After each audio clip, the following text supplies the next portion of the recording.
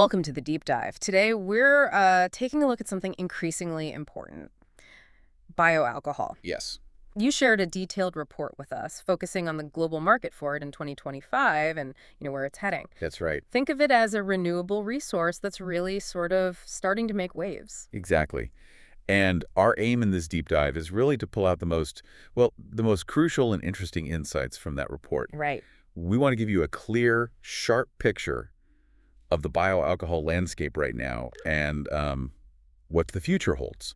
It's used in everything from fuels to pharmaceuticals. And this report, it's incredibly comprehensive. It projects the global market size for bioalcohol in 2025, but it doesn't just stop there, does it? No, not at all. It looks all the way out to 2033, and it breaks things down by like the type of bioalcohol, where it comes from, How it's used, who's using it. who's using it, different regions. Yeah, it even uses data going back to what, 2021? That's right, 2021 to 2024 for the historical baseline.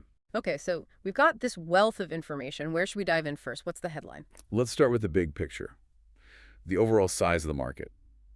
So in 2025, the global bioalcohol market is projected to be worth USD 12,624.5 million. Wow, okay. Over $12.5 billion. That gives you a sense of the scale already. Definitely. And it's not staying at that level, is it? You mentioned growth. Not at all. The report anticipates, well, pretty significant growth. Sales are expected to reach USD 27,457.88 million by 2033. $27.5 billion. Okay. Yeah, it's a big leap. That works out to an average yearly growth rate, Yeah. the compound annual growth rate, or CAGR of 10.20% between 2025 and 2033. 10.2% average growth per year. That's strong. It is. And CAGR, just so you know, kind of smooths out the yearly bumps to show the underlying trend. Right. So what's really driving this expansion? Well, according to the report, a key factor is the increasing government support worldwide. Policies favoring renewable fuels and bio-based alternatives. That makes total sense. We're seeing this global shift towards greener options, and bioalcohol seems to be right in that sweet spot. Exactly. Now, you mentioned how things break down regionally. I'm always curious to see how different parts of the world are involved in these trends. Absolutely. Let's look at that. North America is currently in the lead. It holds the largest slice of the market, over 40% in 2025. 40%. Wow. Yeah, which translates to USD 3,156.13 million. They're also projected to grow at a pretty healthy average 9.0% each year through 2033. Okay, 9%. What's powering North America's top position then? Is it just scale? The report points to strong government backing in the region, like we just mentioned, and also a well-established infrastructure for biofuels already. Ah, okay. Infrastructure helps. Definitely. And looking closer at the countries there, the U.S. market is estimated at USD 2,490.18 million in 2025. That's with an 8.8% average yearly growth. Almost $2.5 billion just in the U.S. All right. Then you have Canada at USD 378.74 million, growing a bit faster at 9.8%. And Mexico at USD 287.21 million with 9.5% growth. Interesting. So North America is the front runner for now, but what about Europe? They've also been pushing hard on the green energy front. They have. Europe holds a significant share too, accounting for over 30% of the global revenue in 2025. Over 30%. Okay. Yeah, with a market size of USD 2,386.03 million. Their projected average yearly growth is also solid, 8.8%. Very close to the North American growth rate. Pretty close, yeah. Key players within Europe include the UK, estimated at USD 400.85 million with 9.6% growth. Germany is bigger at USD 472.43 million, 9.0% growth. And you have France, USD 219.51 million, 8.0% growth. Italy, USD 205.2 million, 8.2% growth. And Russia's significant too, 269.83 million, though slightly slower growth at 7.8%. Right. So North America and Europe are the big players currently, but the report suggested some really rapid growth happening elsewhere. Am I remembering that correctly? Yes, absolutely. The Asia-Pacific region, or APAC, is where we're seeing the most dynamic growth. In 2025, APAC holds around 23% of the global market share, so a bit smaller than Europe right now. That's the size of USD 5,681.03 million. Still over $5.5 billion. Exactly. But here's the key thing. It's projected to grow at the highest average yearly rate of all the major regions, 11.1% through 2033. 11.1%. That's a significant jump compared to North America and Europe. What's fueling that kind of expansion in APAC? The report indicates a rising demand for energy across the region, obviously, coupled with increasingly supportive government policies similar to elsewhere, but perhaps gaining momentum faster there. I see. Within APAC, China is a major market. USD 2,386.03 million in 2025, growing at 10.6% average yearly. Okay, strong growth in China. But the real standout is India. Its market is USD 568.10 million in 2025, so smaller than China's currently, but projected to grow at a remarkable 13.0% average yearly. 13%. Wow, that's the fastest we've heard yet. It is the fastest within the entire APAC region. This kind of growth in India really signals a potential shift in the regional balance within APAC over the next decade. Definitely something to keep an eye on. Yeah. And Japan and South Korea are also notable, with average yearly growth rates of 9.6% and 10.2% respectively. Still very strong. Wow. Okay. So APAC is really the growth engine, it seems. Yeah. What about the other regions mentioned? South America, the Middle East, and Africa. Did the report cover those? It did. South America has a market share of just over 5% in 2025. That's at USD 479.73 million. But it's expected to grow at a strong average yearly rate of 10.9%. Nearly 11%. Also very strong. Yes. Brazil and Argentina are key markets there with growth rates of 11.5% and 11.8% respectively. High growth. Okay. And the Middle East? The Middle East currently holds a smaller share, around 2% in 2025. Market size is about USD 504.98 million. But again, high growth potential and 11.5% average yearly increase expected. Another one over 11%. Yeah. Saudi Arabia and the UAE are driving this growth with impressive rates, 11.8% and 12.0% respectively. And finally, Africa. Africa currently has the smallest share, around 1% in 2025, at USD 416.61 million. But, and this is interesting, it's projected to have the highest average yearly growth across all regions. Higher than APAC. Higher than India, even. The highest regional average, yes, at 11.8%. Now, that's driven by key markets like South Africa, expected to grow at 12.7%, and Nigeria at 12.0%, starting from a smaller base, but really high potential. Fascinating. So the growth story is really global, but the pace varies quite a bit. It's really interesting to see how differently things are shaping up with each region kind of on its own path. Absolutely. Now, the report also broke down the market by the type of bioalcohol, right? Not just geography. Yes, it did. And perhaps unsurprisingly, bioethanol currently holds the largest share. Okay. That's primarily because it's so widely used as a renewable fuel additive, blended with gasoline. That's probably the bioalcohol most people have heard of. Yeah, that's likely the one that comes to mind for most of us. But the report mentioned another type that's growing the fastest. That's correct. Biobutanol. It's identified as the fastest growing segment. Biobutanol. Why is that one taking off? Well, this is largely because it has, frankly, superior fuel characteristics compared to ethanol. Oh, really? Like what? Things like higher energy density, so more miles per gallon, essentially. And it's less corrosive, which makes it, easier on engines and infrastructure. I see. So that makes it more attractive for certain applications. Plus, it also has expanding uses in various industrial sectors beyond just fuel. Interesting. Better fuel properties. That's a significant advantage. Okay, what about where these bioalcohols actually come from, the source materials? Right, the feedstock. Yeah. In terms of source materials, corn currently holds the dominant share. Corn. Okay. This is mainly due to its high starch content, which makes it very efficient for producing biofuel, especially in places like the U.S. Yeah, corn seems to be a major player in many biofuel discussions we hear about. But there's also rapid growth in another source, according to the report. Yes, sugarcane is indeed the fastest growing source segment. Sugarcane. Why is that one growing quickly? It's driven by its high yield, its cost effectiveness, and the efficiency of its fermentation process.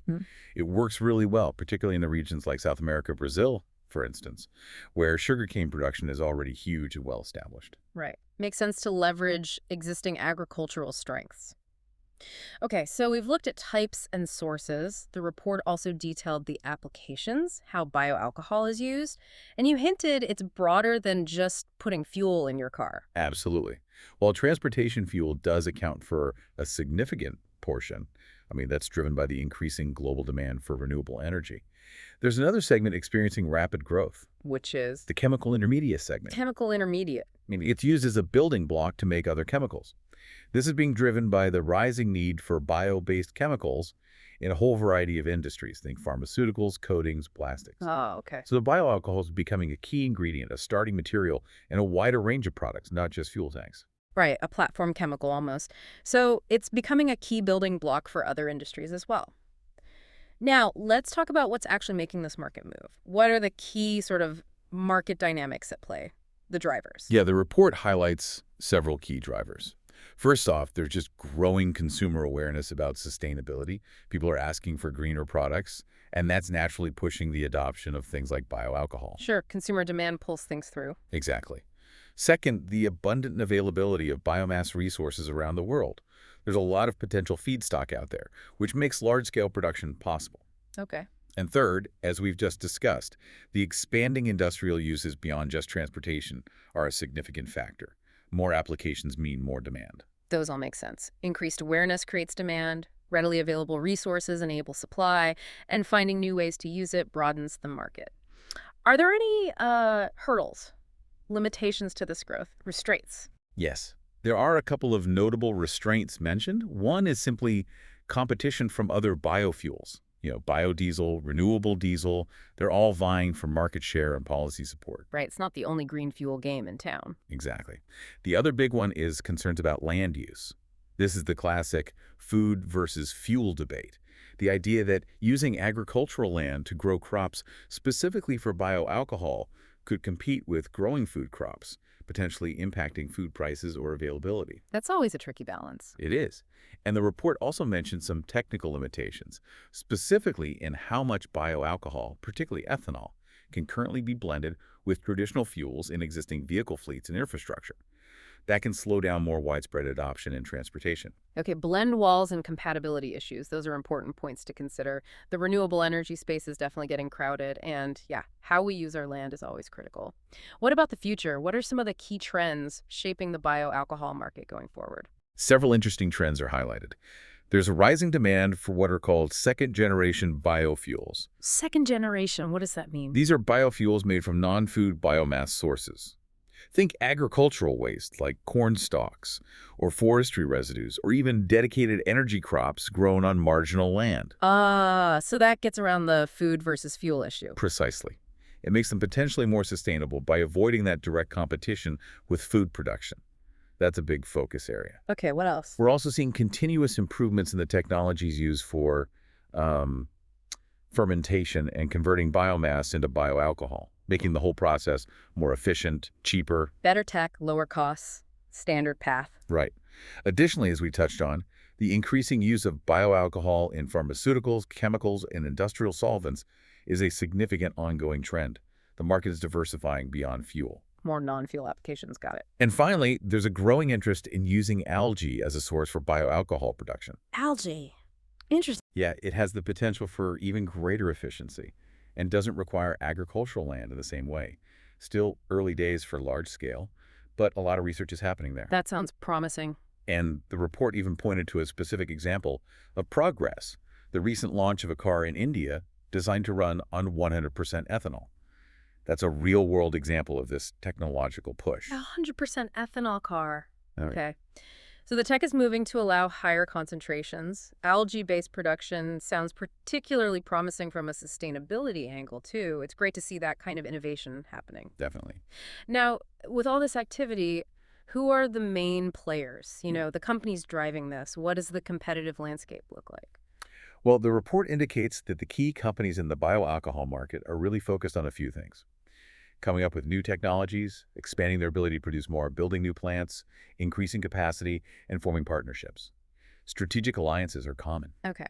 Any examples? Yeah, for instance, it mentioned Lubis Technology recently launched a new process to turn ethanol into sustainable aviation fuel, or SAF. That's a hot area.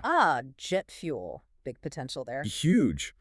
And another example was Sasol Chemicals introducing a bio-based ingredient for personal care products like lotions and creams that doesn't use palm oil, using bioalcohol instead. Okay, so innovation in different sectors. Exactly. The report also names some of the top companies in the sector. It includes names like BASF SE, Fulcrum Bioenergy Inc., VR Bio, quite a few established players, and some newer bioenergy specialists. Right. It sounds like a really dynamic and evolving market with a lot going on. It really is. So let's try and pull it all together then. What are the main things you think we should take away from this deep dive into the bioalcohol market report, the key takeaways? Okay.